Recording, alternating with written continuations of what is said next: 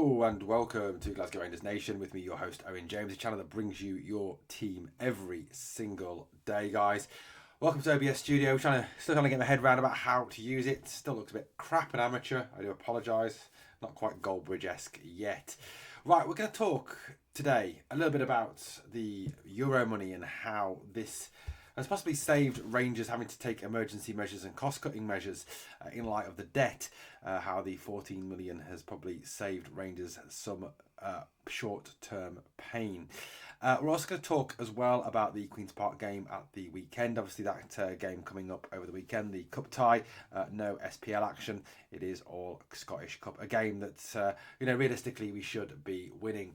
Right, let's start off with talk about this Euro money. Now, Rangers had a loss of about 4.1 million, which obviously took our debts to around 17.2 million. At the same time, obviously, Celtic making a profit of 17 million.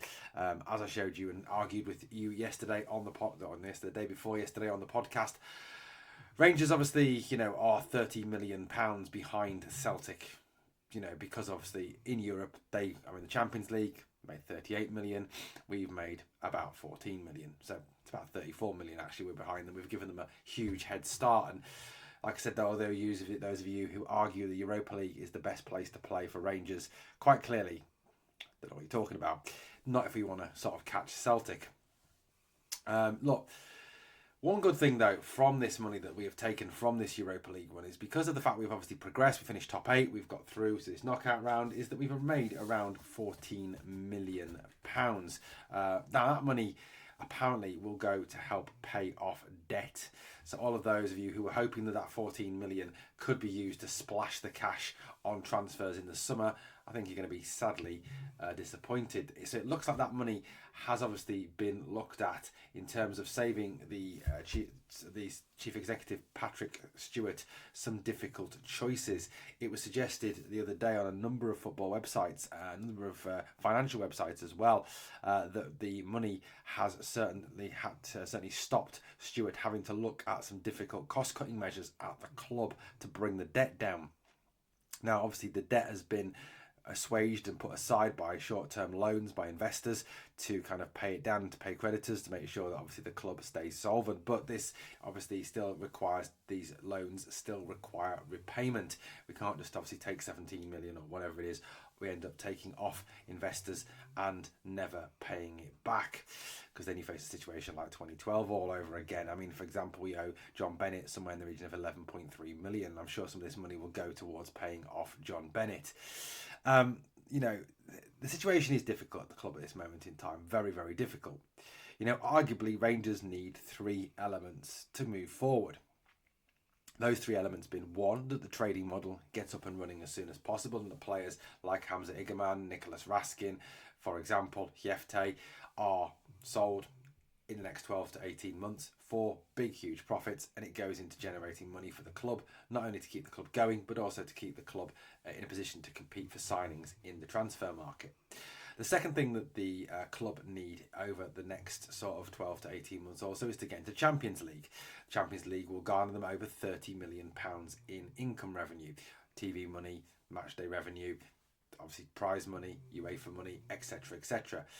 Like I said, you take 14 million from finishing 8th and getting through to the Europa League, whereas Celtic finish I can't remember where they finish. They finish somewhere in the stage where they've got to play again in the knockout phase, but they still made over 30 million pounds, which does beg the question: if you got top 8 in the Champions League, what would you earn? I think Liverpool earn, I can't remember the figure, but I'm sure I've seen Liverpool and Arsenal quoted at somewhere around 60 to 80 million that they've earned from the Champions League this year. Incredible amounts of money. So there we go. Anyway, the third element, obviously, that the club badly need is new owners, new investment into the club. Now, although people like Holstead, for example, and Johnston and Wolfhart all have billion dollar or billion pound fortunes, they don't seem willing to put that into the club, which, look, it's their money. You can't blame them. If they don't want to spend it, they don't want to spend it. The Park family have a personal fortune of over 300 million, but we know the Park family are about as much use as a chocolate teapot when it comes to Rangers. And, the sooner the Park family are gone from our club, the better.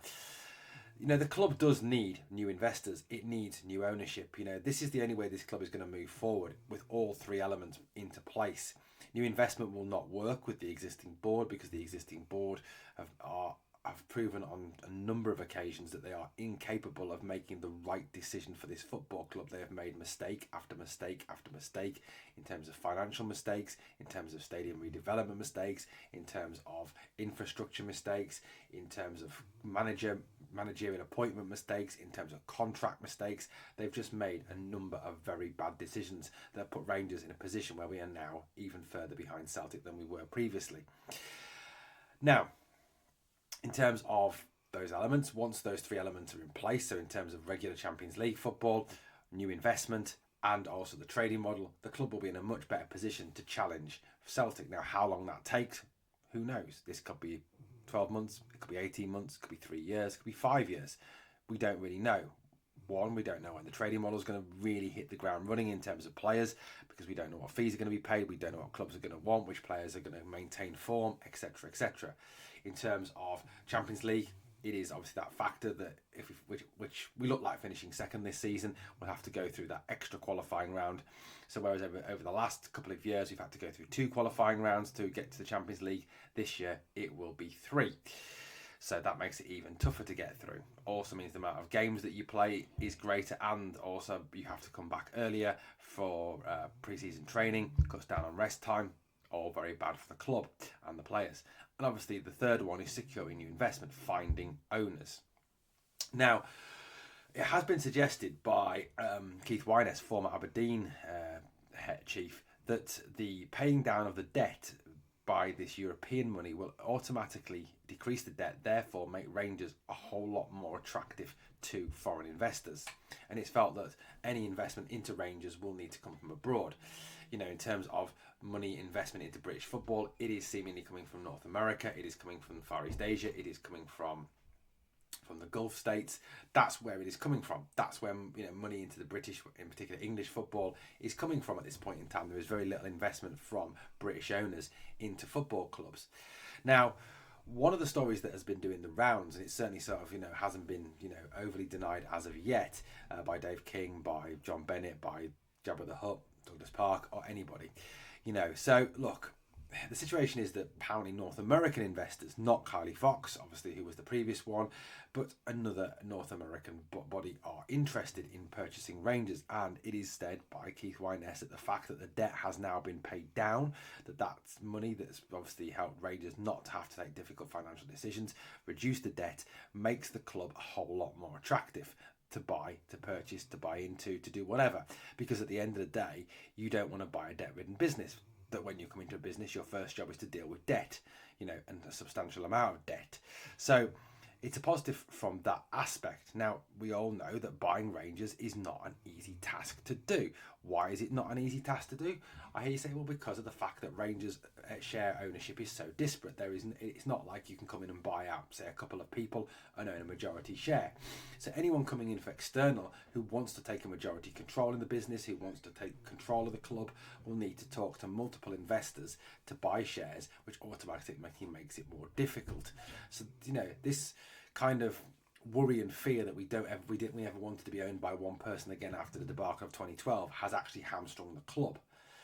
I think personally speaking that if you look at English clubs, you look at the way English clubs are run, you look at the fact that they have single owners or single ownership groups, this is the way forward. Rangers need an ownership group or an owner to come in and purchase and consolidate shares, so that one person or a group of owners, like for instance Fenway Sports Group, who own Liverpool, like Stan Kroenke, who owns Arsenal, like the Dubai, the United Arab Emirates royal family, who own Manchester City, people like that come in and take over the club, so that there is a consolidation of shares, makes the decision-making process clearer, makes the decision-making process much more smoother than it is at this club at the moment in time.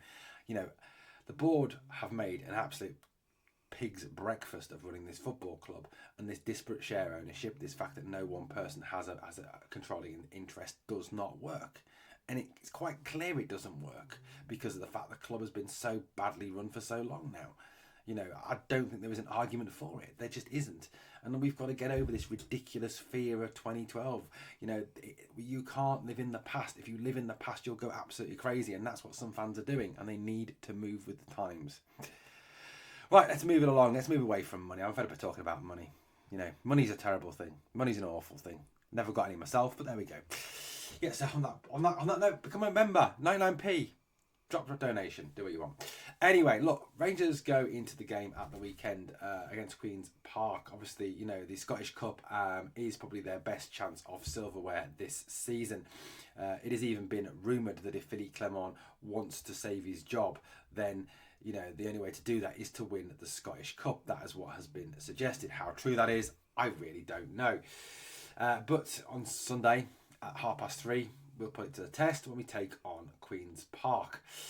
You know, so Queen's Park, who are in the Championship, currently sit 5th on 29 points, way off Ayr and Falkirk and Livingston, so nowhere near challenging for the title or challenging for promotion. So they're still, you know, very much locked in. Now the game is at Ibrox, obviously, which, you know, will be in Rangers' favour given the fact that our home form is so very good. And, you know, it will be basically a day out, won't it, for Queen's Park again, you know, coming to Ibrox. Queen's Park have signed Adam Devine on loans, whether he obviously probably won't be allowed to play against Rangers. He was also sent off in the last game they played, a defeat 2-1 to Adrianians.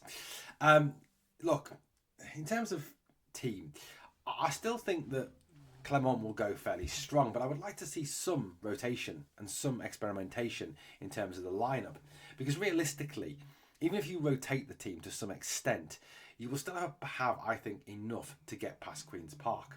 So I'd like to see Mason Munn given another running goal. I think the lad is a very young, very talented goalkeeper. And, you know, he's played in that game against Fraserburgh. Give him a run out. If not him, Liam Kelly. Give Jack Butland a break. The back four, I think, will pretty much pick itself because of the fact we have a complete lack of defenders at the club at this moment in time. I think we know James Tavernier will start at right back because Sterling isn't fit. Devine's left. There is no one else at this moment in time, so Tav will start. John Souttar, I think, does need to start to get some more minutes into his football, into his legs, get some more match sharpness to, you know, really put himself out there and really get himself back to, you know, back to full fitness and back raring to go for the rest of the season. Clinton Ciala alongside of him. I want to see this because I want to see, for me, these two kind of start to settle in as a defined pair. I think they are our best pair. You know, they balance each other very well. They suit each other very well.